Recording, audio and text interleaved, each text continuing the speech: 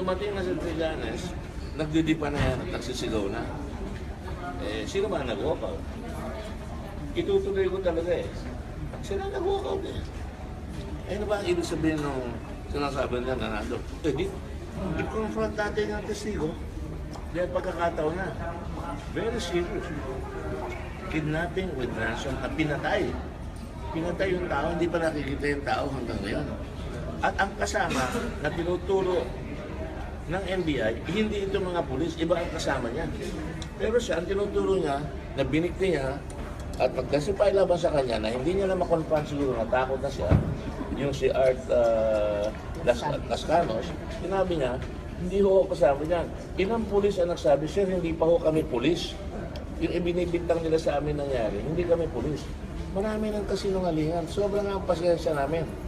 Sabi ko, pagbigyan natin, eh, nung sumobra na, lumakad, ano pang gagawin natin yan? Pero Senator, sabing ganyan nila, na sabi ni Senator Trillanes kanina, parang nagulantang daw kayo kasi you wanted the confrontation dahil in-expect nyo na hindi mapipinpoint ni Matubato yung mga witnesses. Pero nung witnesses mismo nagsabi na kilala nila si Matubato, so parang nataranta daw kayo. Ano tataranda doon? Ano ba sa akin? Dahil hindi daw ganun yung expectation. Wala akong expectation. Sinabi ko ba expectation? Kasi ako may expectation. Hindi kami magsasabo niyan. Hindi ko pinapatuloy ng ganyan tao. Sinasabi ko lang, naniniwala siya sa kanyang reality. Sapagkat sila naguhulog, sila umiiwas. Tapos isisisi nila sa amin. Sino ba ang nagbigay sa kanila? Lahat sila. At tanongin ko nga kayo, sa 13 oras na naghiling kami kahapon, ilang beses ko nakikita si Trillanes na nagbababad doon. Ito lang sabihin ko, lahat ng tao, ultimo si General De La Rosa at lahat ng kapulisan at lahat ng mga senador naghintay from 9 o'clock hanggang gabi. Kaya nasa lumabas, nung dumating na yung mga pulis, naka-recess kami, tatawagin na siya, pinauwi na. Tapos darating siya, magpapagwapo na naman siya. Come on. Luma na yan. Luma na. Gas-gas na si Trillanes. Will you apologize, sir, to Senator De Lima? There's nothing to apologize. They should apologize to the Senate.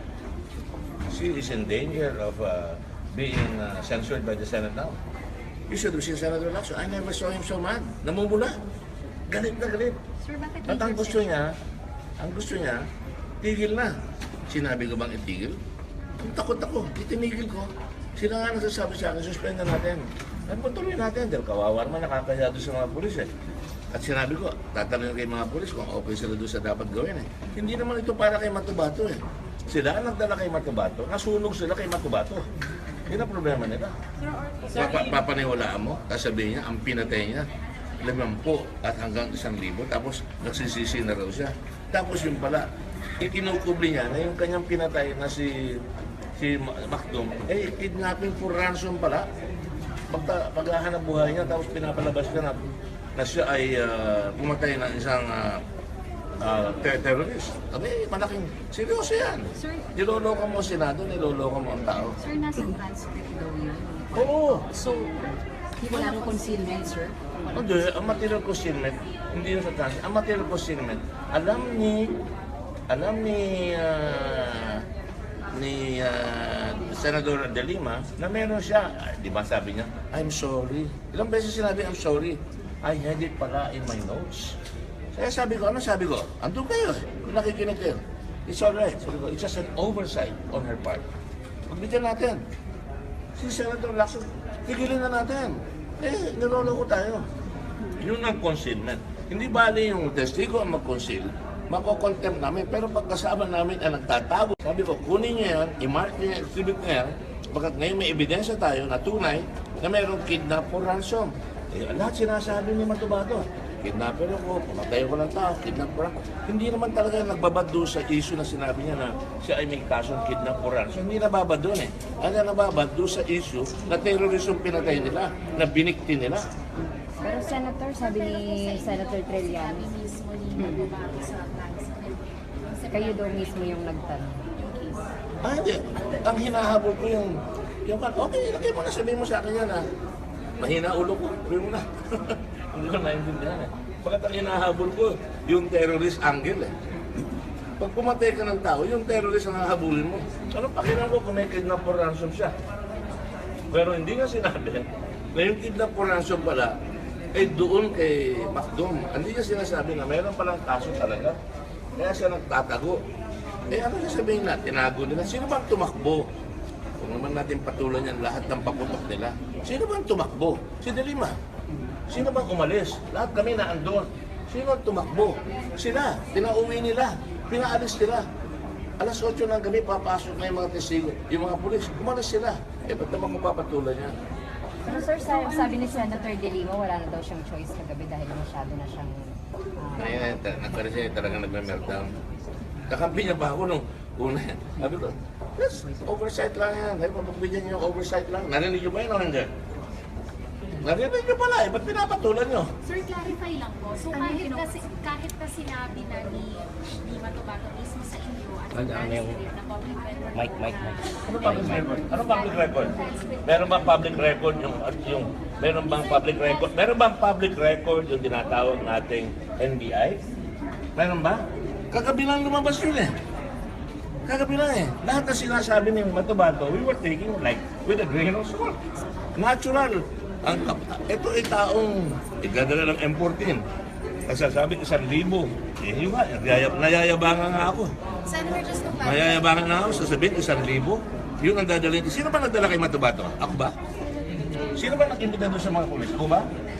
Pinilit ko ba yung mga pulis sasabihin nung May 9, pinakialaman ni De Lima yung kanilang testigo, yung kanilang testimony. At nung lumabas na yan, nataranta na sila. Tapos ako pa nataranta. Excuse me, hindi ako natataranta.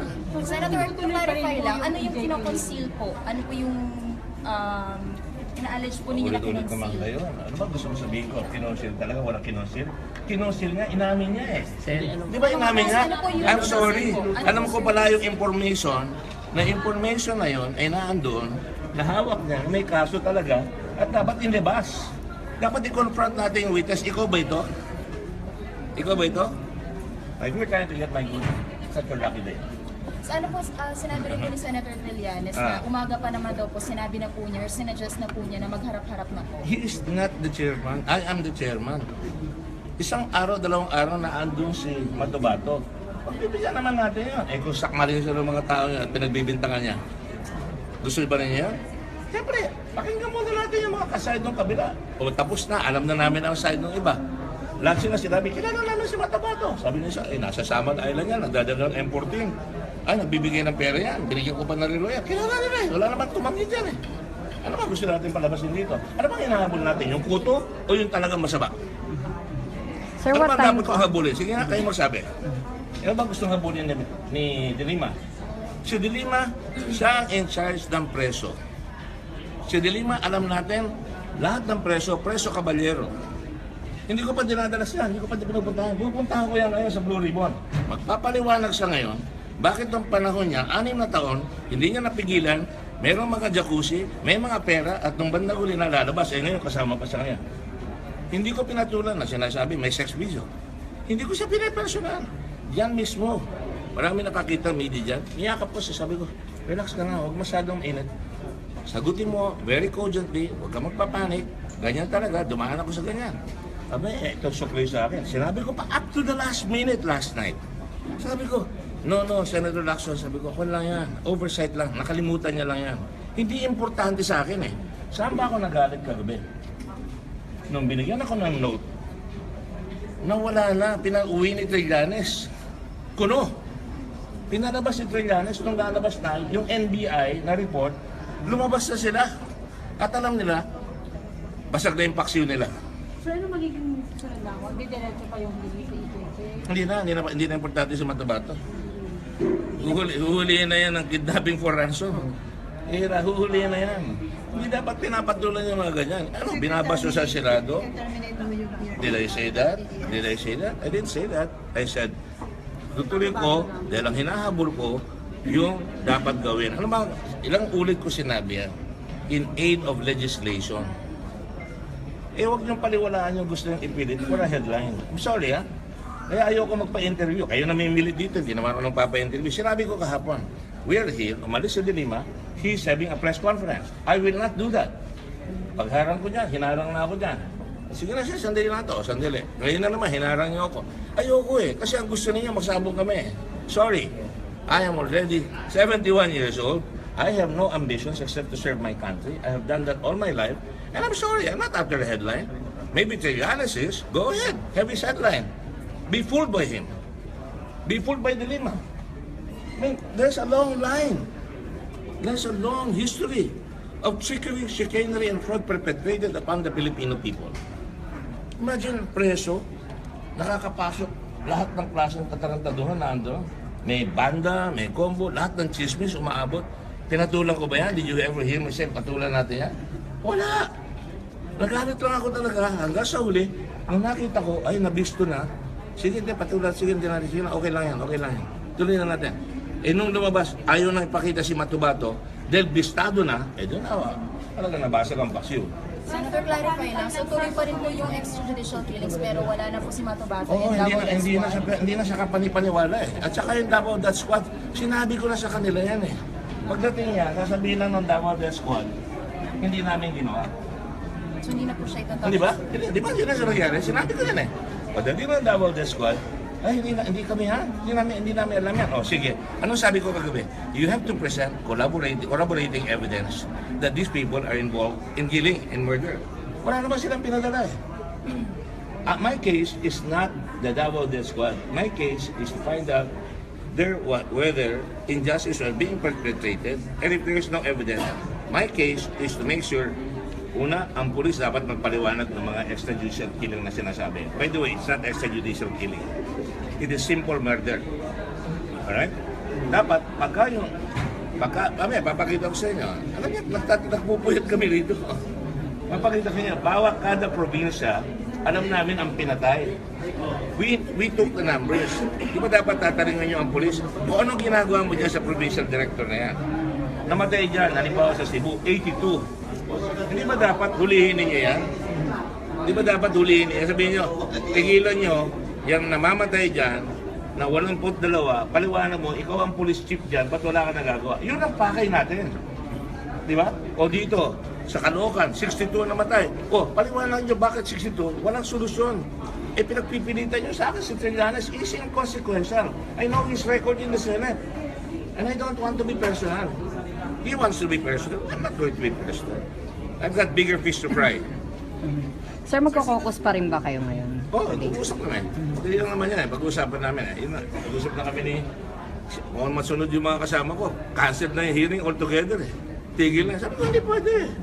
Lalabas natin yung we will have to prove that this Senate is in rule of law. Kung ako hindi parehas, ano sinabi ko kahapon? Tinira ko ang presidente. Masakit yung palo ko sa kanya. Welcome to the PI. Wow, PI. Oh, di ba? Sabi ko, hindi pwedeng ganyan. At sinabi ko sa mga New York Times na lahat kayo, pakinggan nyo. May Senado rito, the government is working, we're checking on all these killings, and we're going to come out with a report. Oh, yan ba? Ibig sabihin, there's no rule of law? Oh, kung sinabi ko, exonerated lahat, wala. Eh, sabi ko kay Bato kahapon, naawa ko kay General, naawa ko na, nahiya ako eh. That's the word. Then, he stayed. At sabi ko, kinagalitan ko na siya. Dapat pinapaliwanag nyo. O ikaw, General, ikaw ang iyas. Bakit hindi pwedeng habang buhay? Sinesearch mo kung yun ay tama sa lugar. Ilan ba nahuli nyo? 100 out of 700 ata siya nabita. Ano ba gusto natin? Ano ba gusto natin para sa tao natin? Di ba yun ang gusto natin? Huwag mamamatay ang tao. Di ba gusto natin ang pulis huhulihin yung mga nagpapatay ng tao? Kung hindi nila ginagawa yun, karaban natin ang pulis. Kung hindi ginagawa ng pulis yun, Matubato is talagang para tayong niloko lang, tinapunan tayo ng exciting.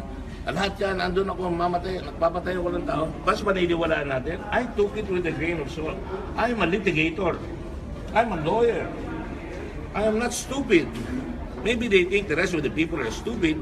Maybe they think they can fool all the people all the time. But not us, not the Senate. Saan mo itutuloy? Sino pa pong imbitahan natin sa mga kasama? Ayun mga polis. Si Mike Oo, meron nyo. Gusto mo, kung tutuloy ko si Matubato, sasabihin ko, dadalhin ko yung nanay. Kayo naglabas sa TV niya, nakita ko lang. Sabi yan, hiningan kami ng ransom.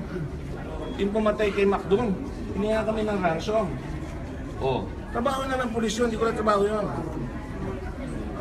Alright? Sir, kung i-insist na kung kasama niya na i-suspend, mas marami siya Ay, hindi. Alam mo, dito sa Senado, yung chairman, pinagbibigyan nila. Nakita naman yung sinabi ko, tutuloy ba natin ito? Gusto ko tapusin na ito. Saan ba kayo nakakita ng Senado na 13 hours on a committee? 13 hours! The day before, doon isang araw, it was about 6.5 hours.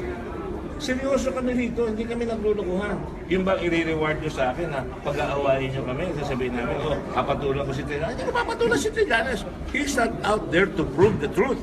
He's out there for his publicity. Hindi, pahala siya. Okay sa akin. Sir, you want the hearing to continue, pati po ba doon sa BDS? Yes. Meron na kami. Wala naman na-prove eh. Wala na-prove eh.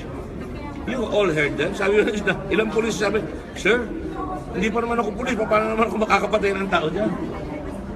Sir, wala kami dyan. Sir, Matubato is based sa Samar. Actually, hindi nyo alam. Tinatawagan ko si Mayor Roncalan kung buhay pa eh. Pari yun eh. Doon siya nagsimula eh. Pero sir, paano nyo pupursue yun sa DBS kung sa tingin nyo non-existent? Hindi na, wala na. I have to make a decision. That's pursuing it.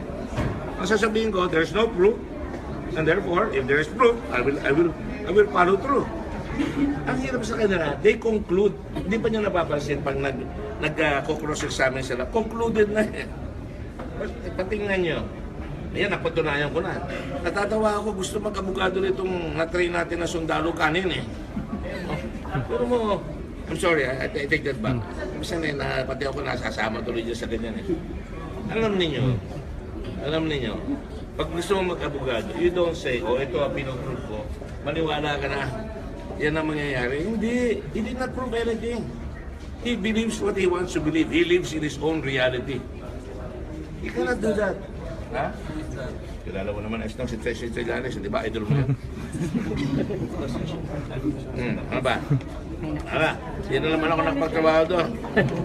Hindi talaga. Ay ayoko na makipag-usap eh. Sige. Ako, ito na naman tayo. Come on. Did I do anything wrong? She should apologize to me because I was liberal with her. All the while. Totally liberal. Did I say stop it? Did I say no more? What did you hear me? Go on, go ahead. I'm sorry, I'm exhausted. Oh, they're giving you their minutes. Go ahead. Sir, pinagpulungan din niyo daw. Opo, sabi nga Sa panaginip nila.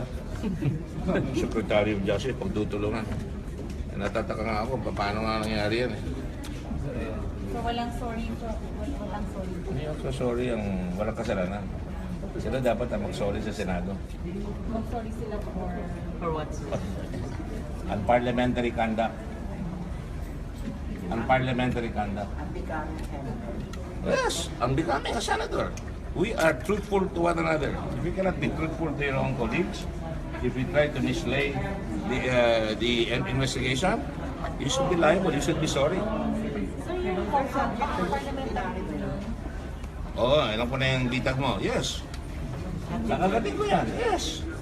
You are responsible for everything that you say or do. Yung walk-out sir ang parliamentary. Unparliamentary.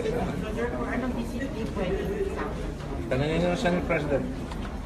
Would you recommend it to the Senate? No, I will not. Papatulong ko pa yan. Napalalakihin ko pa. Hindi na. Malaki na sila masyado. Okay? Okay, sir. Thank you.